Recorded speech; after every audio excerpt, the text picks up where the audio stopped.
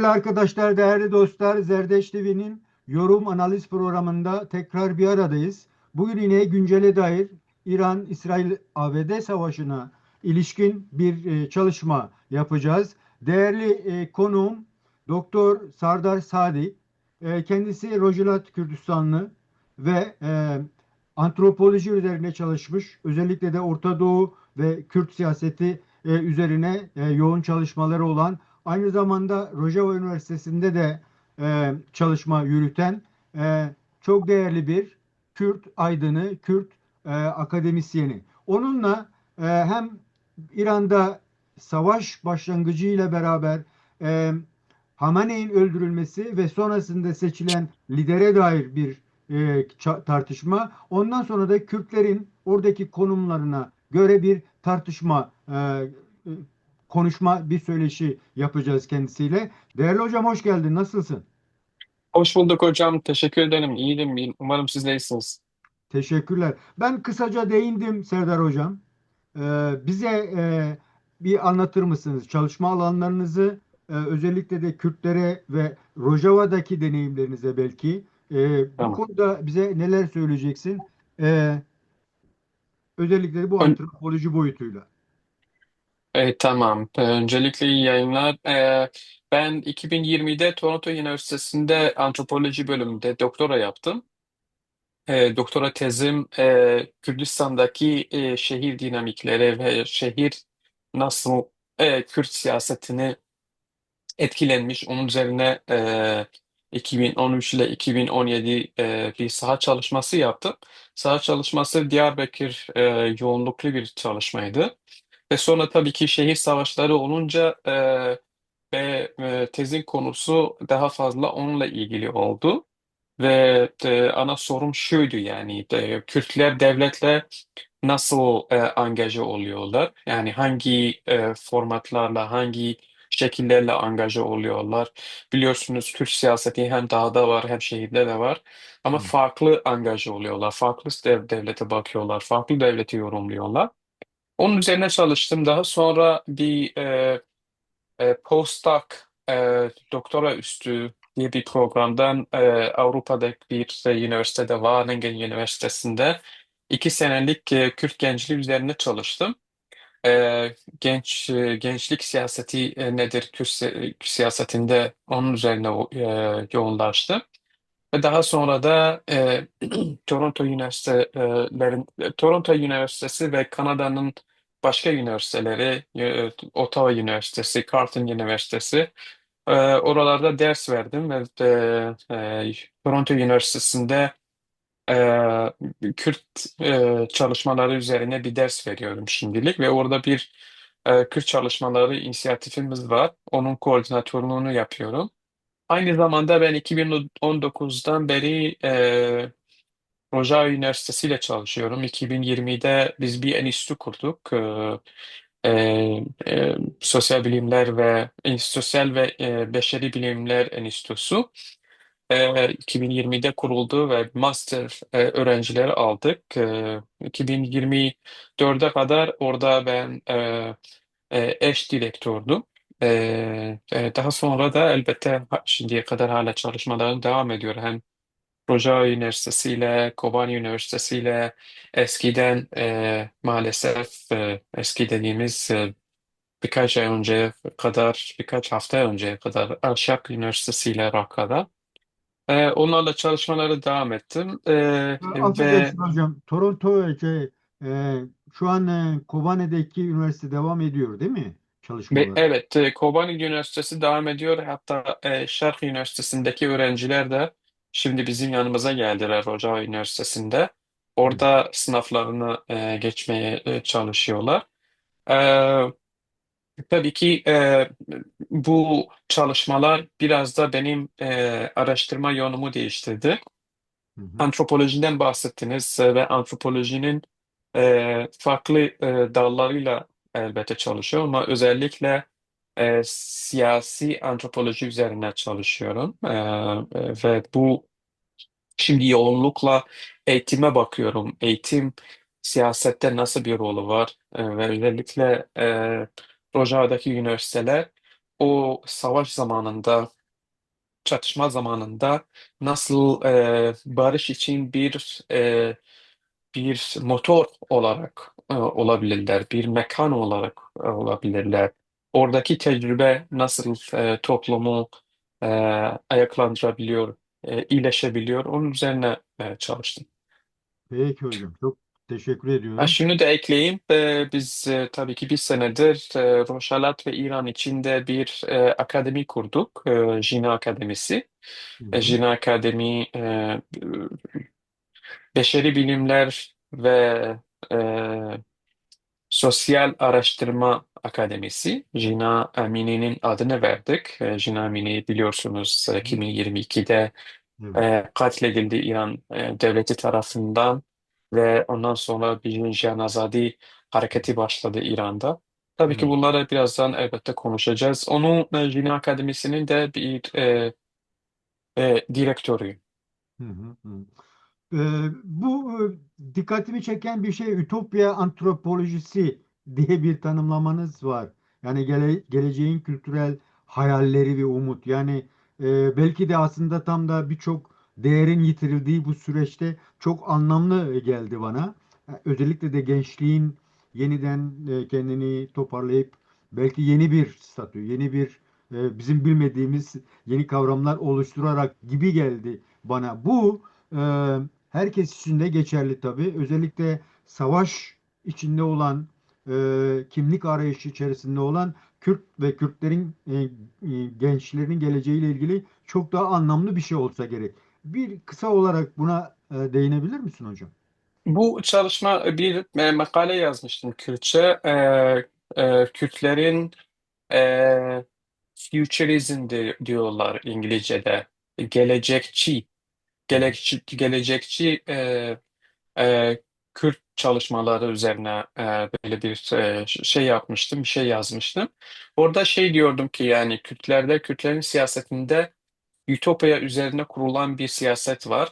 Yani o bölgenin karma karışık durumu ve çok şiddet dolu tarihi, şiddet dolu geçmişi, onları arkamıza alarak elbette onları ders alarak nasıl bir gelecekçi bir siyaset, bir çalışma yürütebiliriz onun üzerine düşünüyordum. Ve tabii ki bu konuyu elbette Ütopya meselesi Kürt siyasetinde özellikle Sayın Abdullah Öcalan'da çok güçlüdür ve Jinjiyan Azadi kendi başına bir ütopya bir siyasettir. Ve onun üzerine şimdi üzerine çalıştığım bir makale var. Anthropology of Utopia. Ya da ütopya siyaseti nasıl canlandırılabilir bütün dünyada, sadece Orta Doğu bölgesinde ya da Kürdistan'da değil. Çünkü bir sürü bilim adamı da bunu diyor. Yani biz bu şu anki durumdan kurtulmak için gerçekten çok radikal bir şekilde geleceğe bakmamız lazım. Geleceği düşünmemiz lazım. Böyle yapmazsak bütün dünyanın, bütün insanlığın sonuna getirebiliriz bu şekilde gittiğimize. Peki hocam. Çok teşekkür ederim bu açıklamaların için. Şimdi değerli hocam, İran meselesine dönecek olursak.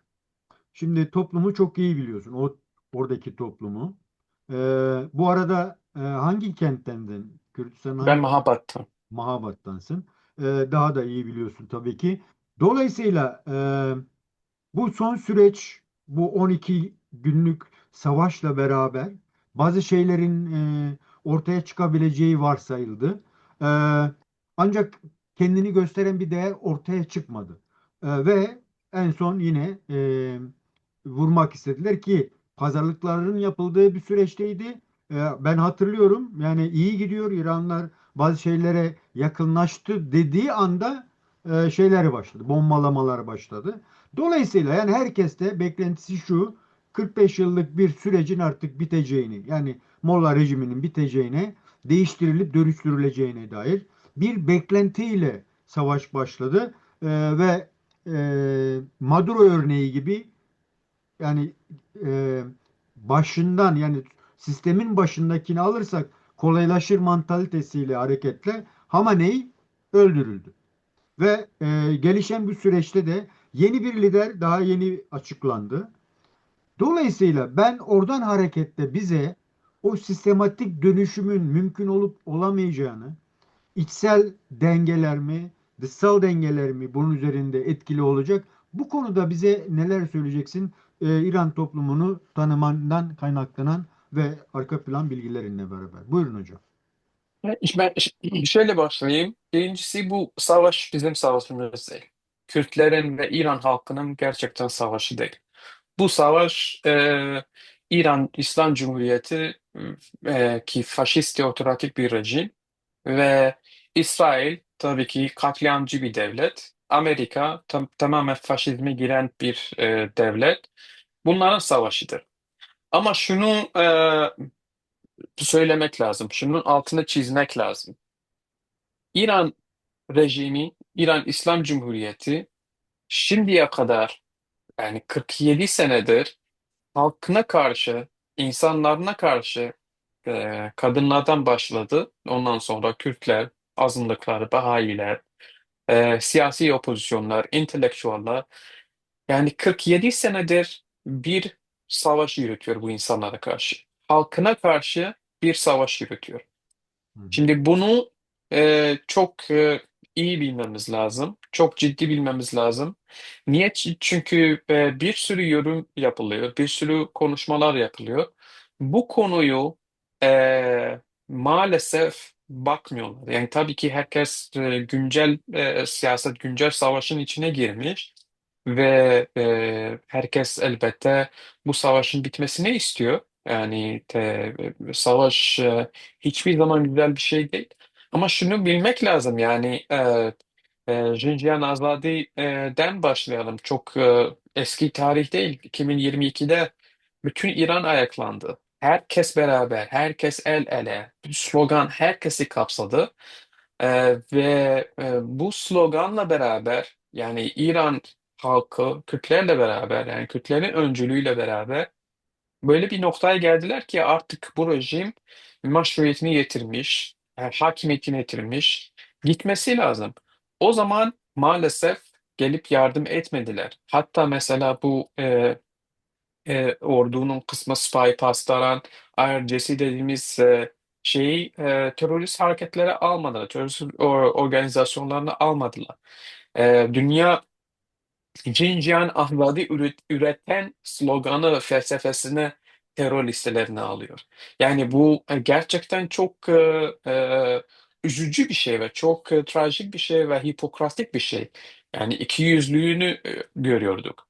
Tabii ki ondan sonra Ekim 7 2023 oldu ve artık dünya bunu anladı ki bu rejim halkına karşı böyle bir şey yapıyorsa ve elinde bu kadar silah varsa yani bir yerde bu rejim başka şeyler de yapabilir. Yani nükleer silah da kullanabilir. Yani bunu unutmayalım. Siz Maduro Venezuela meselesine işaret ettiniz Kemal Hocam. İran rejimi bir kimliği var ve çok ciddi bir kimliği var. Yani bütün bölgeye baktığımız zaman belki İsrail böyle bir kimliğe sahip. Nasıl bir kimlik? Yani biz İran'da sürekli bize söylüyorlardı. Müllahlar 1400 senelik bir e, mücadelenin sonunda Şii bir devleti kurmuşlar ve bunu kolay kolay bırakmazlar. Bu birincisi. Şii kimliği çok çok ciddi bir kimlik. Çok e, tarihi bir kimlik.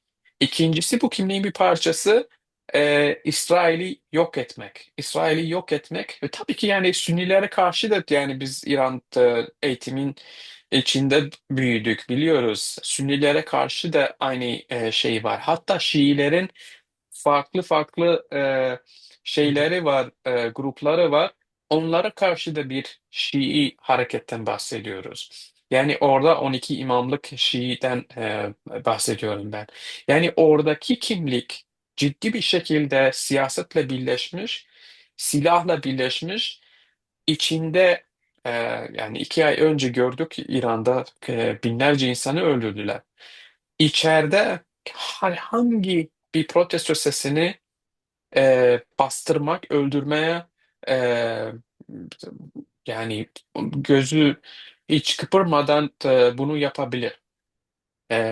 1989'da Kürtler Doktor Kasımlı Viyana'da bu rejimle tartışma masasına girdi ve orada öldürüldü. Daha sonra şarafkandı ve daha sonra yüzlerce Kürt siyasetçi, Kürt e, parti kadroları Irak Kürdistan'ında ve yine de opozisyonun başka kesimleri hem Avrupa'da hem dünyanın he- her dört bir yerinden öldürüldü. Yani terör edildi. Yani bu rejim gerçekten bir terör rejimi. Ama yani onun önüne geçmediler. Ta İsrail meselesi bu kadar ciddiye gelince. Ve İsrail artık bunu kabul etmek istemedi. Yani bunlar sadece bu kaç senenin içindeki stratejisi, bu savaş bunun stratejisi için değil. Bu savaş gelecek yüzlerce senelik bir stratejisini arkasına almış. Onun için böyle bir strateji için tabii ki böyle bir savaş gerekiyor. Ve bu savaşın içinde acaba halklar ne diyecek? Tabii ki halklar yani bir fırsat bulup da bir hayatımıza yaşayalım.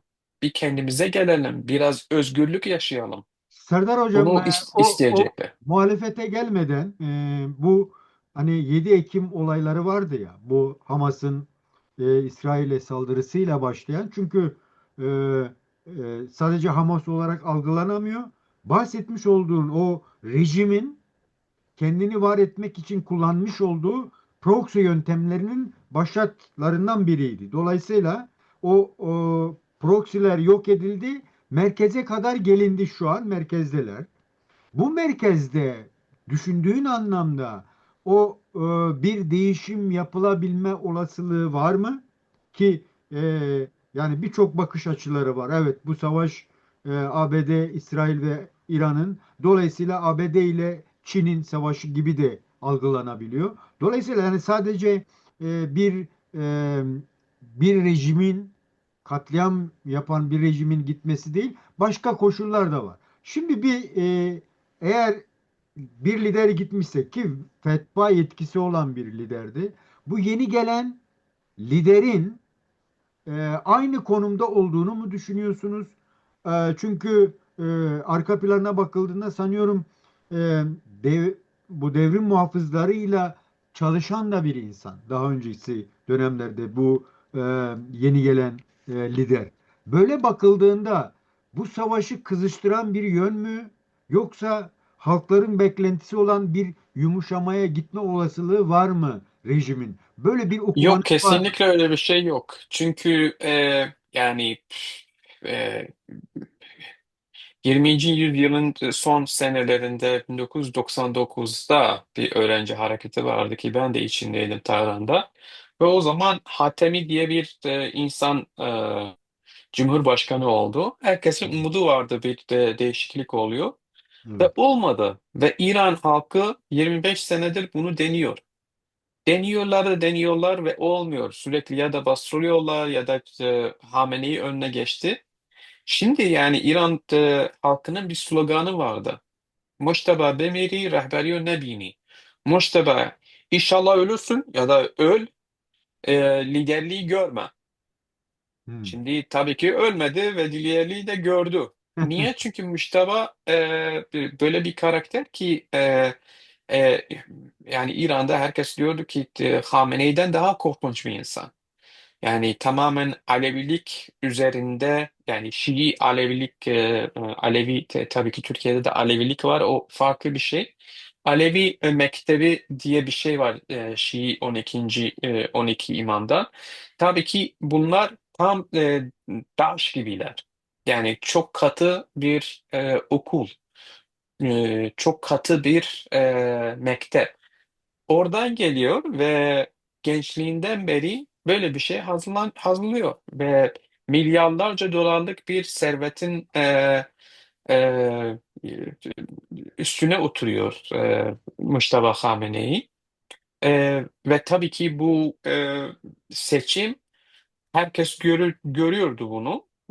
Ve bazı insanlar yani tamamen hayal üzerinde ya belki bir akıl olacak da bir akıl gelecek de reformcu birini seçecek İran devleti. Öyle bir şey olmadı. Niye? Çünkü yani bu rejim bir kimlik üzerine kurulmuş. Bu rejim bir tarihi izliyor.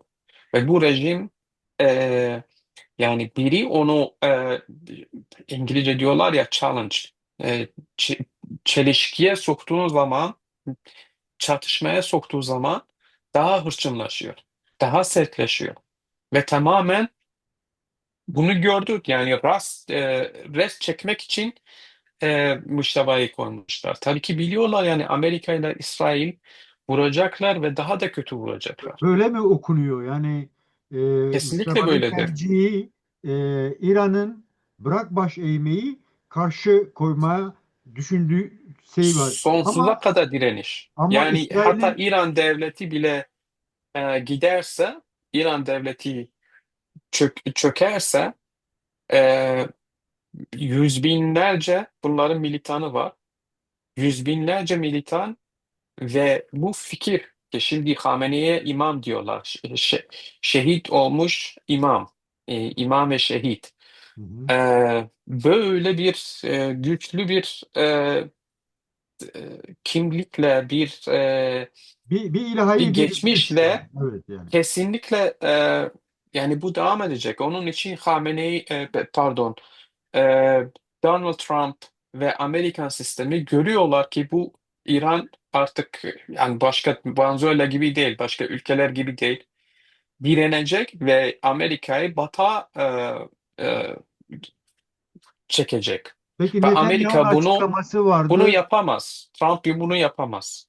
Ve şimdi bir şekilde ne kadar vurabiliyorsak, ne kadar yani yığın, ne kadar şey yapabiliyorsak yapalım. Onları zayıf durumuna düşürelim. Belki köşelerde Kürtler, Belüçler, Araplar, Azeriler bir şeyler yaparlar. Bu merkezi devlet kalsın ama zayıf, e, etkisiz bir merkezi devlet olarak olsun. Yani böyle bir noktaya gelebiliriz. Tabii ki İsrail buna izin verirse ki izin vermek zorunda. Çünkü Amerika'da ciddi bir Oraya geleceğim protesto var. Serdar Hocam. Çünkü Netanyahu'nun açıklaması vardı. Eğer benimsemediğimiz biri olursa vuracağız gibi bir açıklaması oldu. Sayın Trump'ın da şeyi var. Trump da diyor ki seçime ben de katılacağım. Yani ben de bileceğim kimin seçileceğini falan. Sanıyorum o da olmamış. Dolayısıyla bu katı tutum e, şeyden başladı. Çevre ülkelerden başladı. Yani sanki hedef tam İsrail değil, etrafı vurmaya başladı. Bir de petrol şeylerini kapattı ki 130'u falan buldu diye bir haber vardı en son okuduğumda. Bir haberin var mı?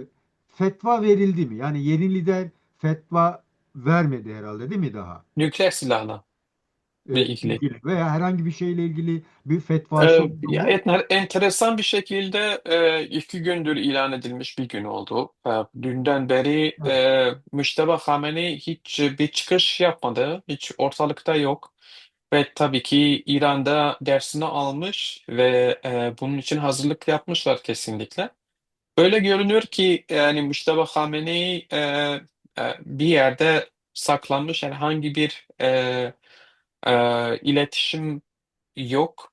E, Ama yani gerçekten arka planda neler oluyor, neler bitiyor bilmiyoruz. Ama bu rejim ayakta kalmaya becerecek.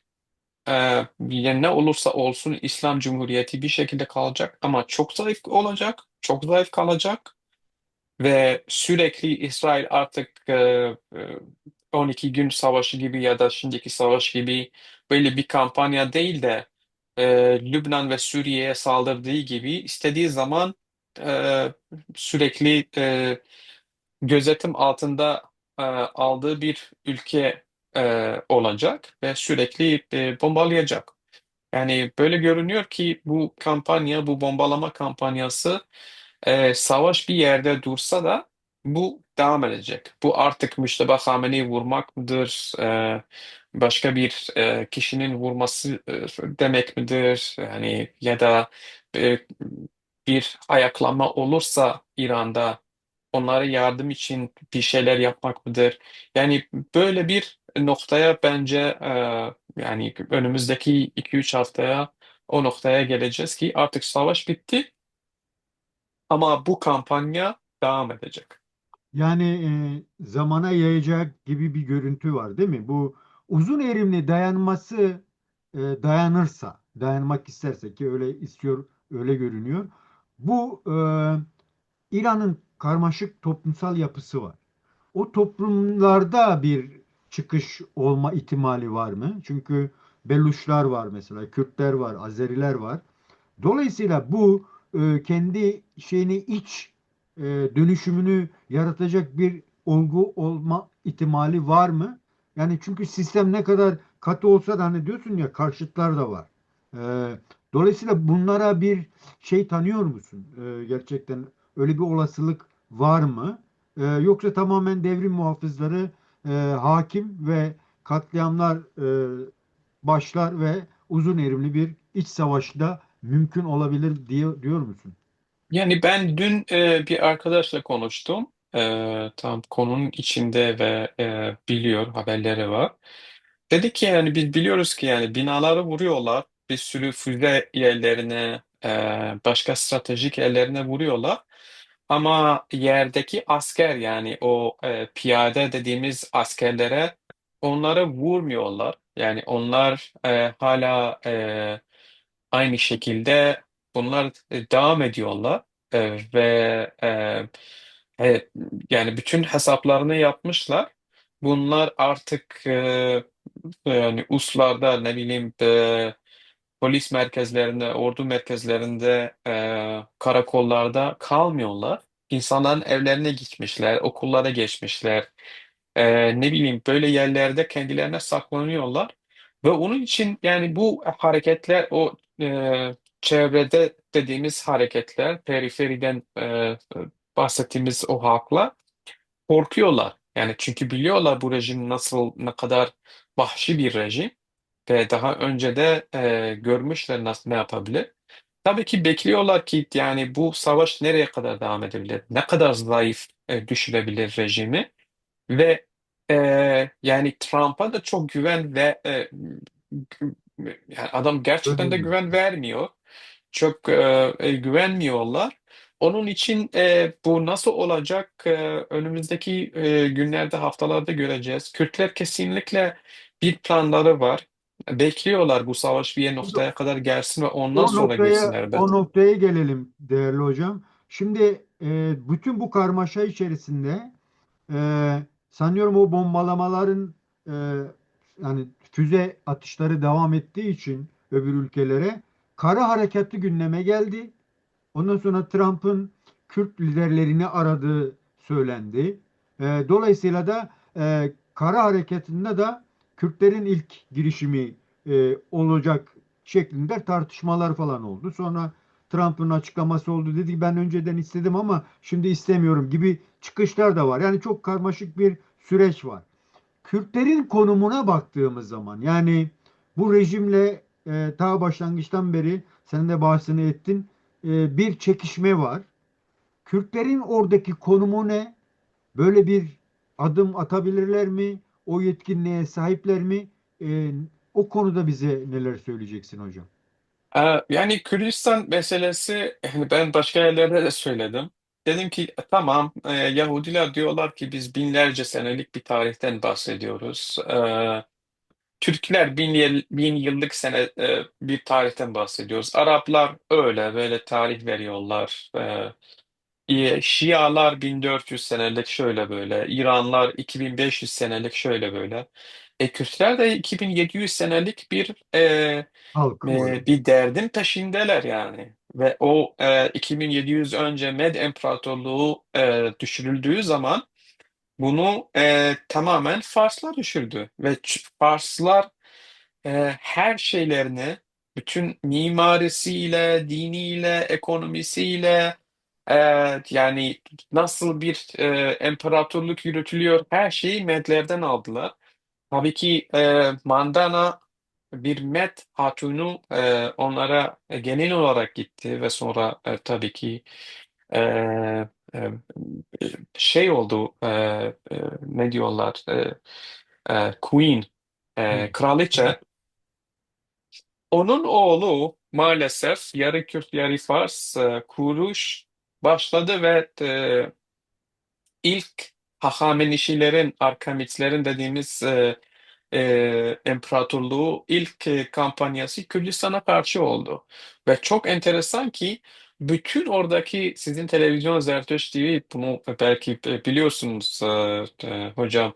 Ama o ilk Med Moğolları, Zertüş Moğolları ki bunların bütün dekümanları, bütün dinini, her şeyini çalmışlardı.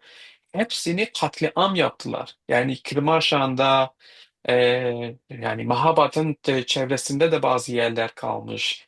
Kürdistan'ın daha yakın yerlerde Hamadan'da zaten de onların başkentidir Hekmetane. Ve oralarda büyük katliamlar oldu. Tamam, o zaman biz de 2700 senelik bir şeyden bahsediyoruz. Yani Parslar, Farslar. Biz ilk sizinle bir anlaşma yaptık ama bunun altına şöyle ihanet yaptınız. Artık Kürtler yani o zamandan beri tabii ki ben çok nasyonalist bir şey söylüyorum sanki gelebilir ama tarihten bahsediyorlar. Herkes şimdiki savaş gerçekten tarih ve ideolojilerin savaşıdır. Ve bu tarihi de biz konuşmamız lazım. Ve Kürtler İran'da e, Osmanlı İmparatorluğu'nda olduğu gibi hep bir otonomi, hep bir özellikleri vardı. O özellik çerçevesinde kendi kültürünü, kendi dilini, kendi adetlerini kurabiliyorlarmış. Ve bu tabii ki modern Rus devlet dediğimiz şey başlarına kadar böyle devam ediyordu. Ve tamamen Atatürk'le beraber bu şimdiki Reza Pehlevi'nin dedesi Rıza Khan Mirpenç ki tabii ki o da bir böyle bir geçmişi yok. O Hollanda'nın büyükelçiliğinde orada ahır sorumlusuydu.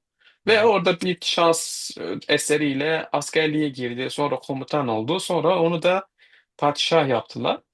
Ve şimdi de onun töreni bize tehdit sayıyor. Yani öyle bir geçmişten bahsediyoruz. O zaman yani Rıza Khan'a karşı, Rıza Pehlevi'ye, Rıza Mirpenç'e karşı direniş vardı. Simko Şikak vardı. Ondan sonra Mela Halil, e, elbette Şeyh Abdullah başka bir hikaye, elbette biraz karmaşıktı bir de Osmanlılar ve Kacarların arasında. Daha sonra e, Rıza Han'ın oğlu güce geldi. Tabii ki Rıza Han'ı İngilizler, Amerikanlar getirdiler ve onlar da kaldırdılar. Oğlunu da onlar tekrar geri getirdiler. Ve 1946'da biliyoruz biz bir Kürdistan Cumhuriyeti Aha. oluşturuldu Mahabad'da. Tabii ki o zaman da tamamen bir jeostratejik, bir jeopolitik bir nedenle Mahabad Cumhuriyeti ortaya çıktı. Ve o uluslararası güçlerin, Sovyetlerin, İngilizlerin, Amerikanların ihanetiyle ve Rıza Pehlevi'nin, şimdiki Rıza Pehlevi'nin, kusura bakmayın, babası Muhammed Rıza Pehlevi'nin e, yardım ederek onun gücünü, saltanatını e, e,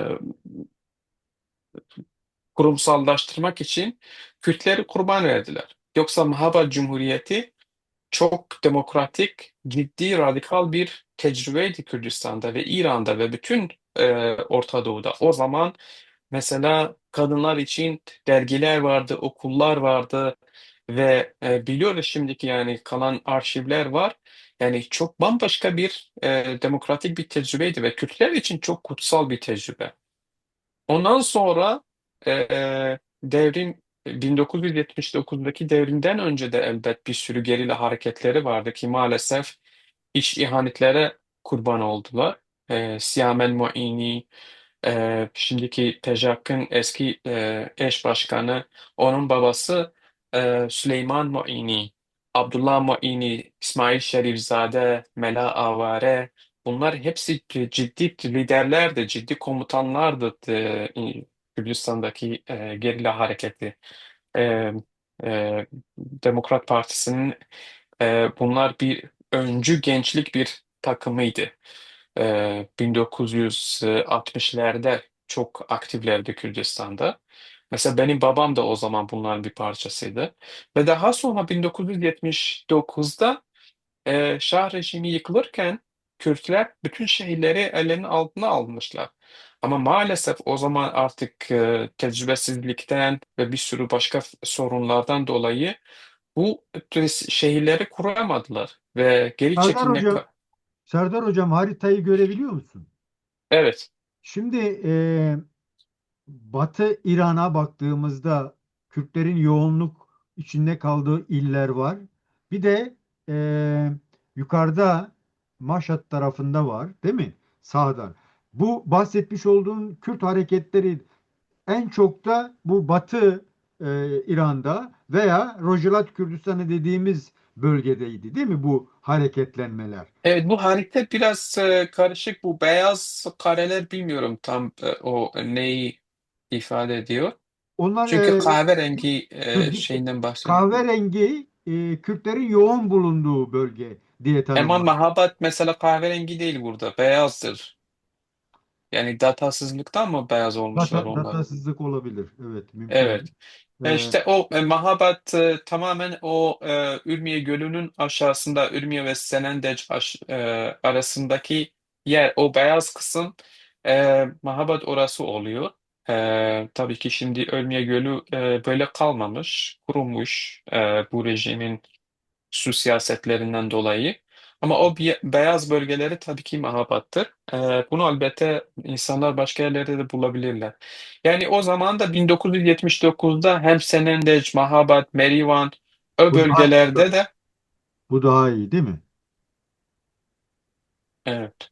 Bu harita daha iyi. Şimdi hocam şuraya gelmeye çalışıyorum. Demek ki İran'daki bu savaşla beraber gündemleşen Kürtlerin böyle birkaç günlük bir geçmişle olmadığını, yani Pejak'la anlatılmaya çalışılıyor özellikle Türkiye'de öyle bir şey olmadığını anlattınız. Daha 1946'dan süre gelen, hatta 1979'da işte Kürtler, komünistler vesairenin rejimi dönüştürüp Molla rejimi başladıktan sonra da Kürt siyasetinin tamamen sınır dışına atıldığına dair bir bilgi var. Dolayısıyla bu bir araya gelen partiler aslında şu an Rojilat Kürdistan'ın içinde değiller, değil mi? Bir kısmı, çoğunluğu. Var bir sürü gerilla peşmerge Kürdistan içindeler. Yani şu anki partilerin verdikleri bilgilerine göre özellikle PJAK'ın gerillaları içerideler ve hep içerideydiler. Yani 43-44 senedir bir gerilla savaşı, bir peşmerge, bir dağ savaşı yürütülüyor bu rejime karşı. Bunu unutmamak lazım ve binlerce şehit var, yıkımlar oldu. Ve devam eden bir şey vardı. Yani bu Trump'la ilgili ya da bu savaşla ilgili bir şey değil. Ama rejim zayıflayınca elbette bu partiler de bu konuyu değerlendirmeyi değerlendiriyorlar ve değerlendirmek zorundalar. Yoksa tarihi bir fırsattır.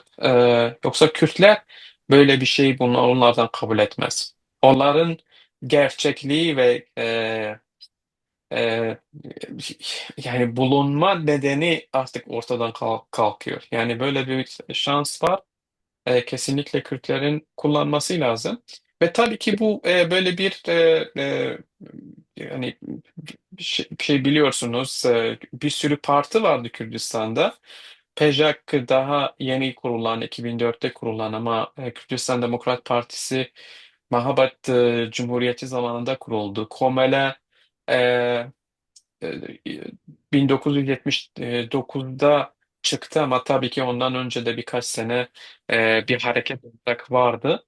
Ve bu partiler daha küçük partiler de var. PAK, Hebat, dediğim başka hareketler, partiler.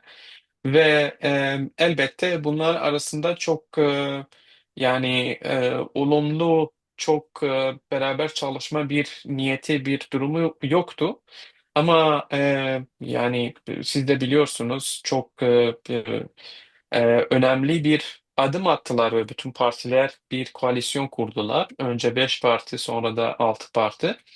Ve şu anda bu partiler bu koalisyon çerçevesinde siyaset yapıyorlar ve beraber bir strateji izlemeye çalışıyorlar.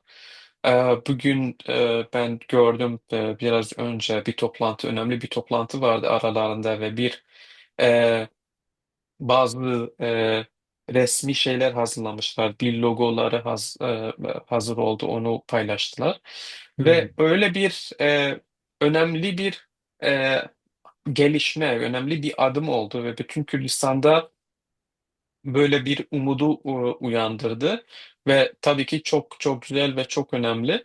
Sanıyorum E, bu Rojava sonrası da çok önemli gerçekten, değil mi? Nasıl Rojava sonrasında bütün Kürt halkı ayaklandı ve bir birlik, yani partiler üstü bir birlik oluşturma süreciyle partilerin bu şekilde bir araya gelmesi söylediğin anlamda çok önemli. Zaten bir paradoks da sanıyorum yaşanıyor, değil mi? Yani her halükarda sanki Kürtlerin bir şey yapması gerekiyor. Yani güneyde durmamaları gerekiyor. Durursa İçeriye geçemeyecekler. İçeri geçseler savaşmak zorundalar, başarmak zorundalar gibi böyle bir paradoksal bir durum da söz konusu. Sanıyorum Kürtlerin tümü de bu konuda hemfikir mi? Yani olası bir savaşta gerçekten bu ortaklaşma daha fazla büyüyebilir mi? Buna rağmen Kürtlerin hem İsrail'den hem AB'den beklentilerine dair neler söyleyeceksin? Çünkü yani üç lideri de aradıkları söyleniyor. Ama Taliban'ın bir açıklaması vardı. Biz böyle sıkışmış bir durumdayız. Bir İran'la başkanın kendisi aramasından dolayı öyle bir sıkışmışlık yaşıyoruz gibi bir açıklama da yaptılar. Yani Güney ile beraber mi sanki yapacaklar? Ayrı mı yapacaklar? Güney sıkıntılı bir sürece mi atılacak gibi de böyle sorular var. Siz nasıl görüyorsunuz bu durumu hocam? Bence Güney'le beraber böyle bir şey olmayacak. Tabii ki Kürtler özellikle yani Pençak dışındaki diğer güçler Irak, Kürdistan partilerin ve oradaki yapılandırmanın, oradaki e, hükümetin etkisini altındalar. Ve bunu hem İran hem Amerika hem Türkiye herkes biliyor. Bu koalisyon bir şey yaparsa onların izni olmadan onların yardımı ve yani bu yardımı tabii ki silah da olabilir, lojistik de olabilir, Hı hı. sözde de olabilir. Böyle bir şey olmadan bu güçler özellikle tezak dışındaki güçler hayatta yapamazlar. Ve bunu herkes biliyor. Dünya biliyor ve Rojava'da da gördük nasıl Sayın Masum Abdiler, Sayın Barzaniler beraber Tom Barak'la görüşme yapıyorlardı. Ama Evet. şimdi onlar da fikir veriyorlar tabii ki onlar daha çok tecrübeliler, daha iyi ilişkileri var diplomatik anlamında. Ve herkes Trump'tan şüpheli yani çünkü Amerikan içinde ciddi bir opozisyon var Trump'a karşı. Böyle bir savaşa ciddi opozisyon var. Trump'ın kendi çevresi, kendi altyapısı ciddi bir protesto var. Onun için acaba Trump bir iki hafta sonra vazgeçer mi ve biz ortada mı kalacağız diye bir endişe var. Bu çok ciddi bir endişe ve böyle bir endişe önemlidir. Ama tabii ki değerlendirmede, yorumda şunu bilmemiz lazım ki bu hareketler askeri güçleri, gerilla güçleri ve Kürdistan halkı bu partileri kendi hegemon güçleri olarak kabul etmiş, kendi Siyasetçileri olarak. insanları, siyasetçileri olarak kabul etmiş ve bunlar savaş olsa da olmasa bir yerde Kürdistan'ı özgürleştirme ve orada siyasi bir çözüm, siyasi ya da askeri bir çözüm geliştirmeye, siyasi bir yapıyı kurmaya elbette niyetliyorlar. Yani onların olma nedeni tamamen bununla bağlıdır. Tabii ki yani hepimizin böyle bir fikri vardı ki yani savaş olursa hemen bu rejim yıkılacak ve bir iki haftada her şey hallolur. Ne bileyim Cumhurbaşkanı Kürt olacak, başka başbakan Fars olacak, o Azeri olacak. Herkes bir sürü hayalin içinde girdi. Ama şimdi gerçekliği görünce ve Şiilerin direnişini görünce herkes hesabını farklı yapıyor. Yani bunu Kürtler dahil herkese bir şey oldu, böyle bir cevap oldu. Yani çünkü bu rejim yıkılırsa bile, silahları bitse bile artık o en az 10 milyon insan var bunların çevresinde. Ve bu 10 milyon insanın yüz binlercesi savaşçıdır.